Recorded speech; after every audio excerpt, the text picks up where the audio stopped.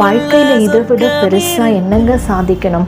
உங்ககிட்ட இருக்கக்கூடிய சோகங்களை, உங்களுடைய நீங்கள் நினைக்கக்கூடிய சிந்தனைகளை என்கிட்ட அழகாக பகிர்ந்துக்கிறீங்க. என்னையும் உங்கள் தோழியாக நீங்கள் ஏற்றுக்கிட்டதுக்கு ரொம்ப ரொம்ப நன்றி. இந்த 2025 நிஜமாகவே எனக்கு ரொம்ப நிறைய நண்பர்களை கொண்டு வந்திருக்கு. எல்லாருமே என்னை நேசிக்கிறாங்க, பாராட்டுறாங்க, ரொம்ப எதிர்பார்க்குறாங்க என்னோடய வார்த்தைகளுக்காக. அந்த ஜீவன்கள் எல்லாருக்குமே ரொம்ப ரொம்ப நன்றி. ஒருத்தர் எனக்கு மெசேஜ் பண்ணியிருக்காரு. என்னன்னா, புஷ்பராஜ் அப்படிங்கிறவங்க, அவங்களுடைய அம்மா டிசம்பர் 19ஆம் தேதி இறந்திருக்காங்க.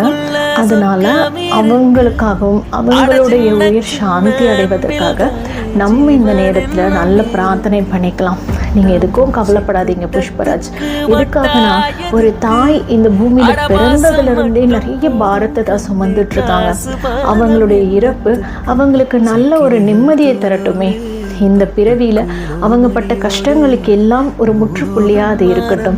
அவங்க உடல் மறைந்தாலும் அவங்க எப்பவுமே உங்கள் மனசில் வாழ்ந்துகிட்டே இருக்காங்க. இதுதான் நிஜம்.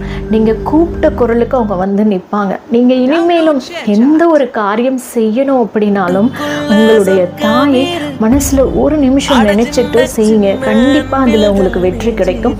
அப்போ உங்களுக்கு புரியும், அம்மா எங்கேயும் போகலை, நம்ம கூட தான் இருக்காங்க அப்படின்னு சொல்லி.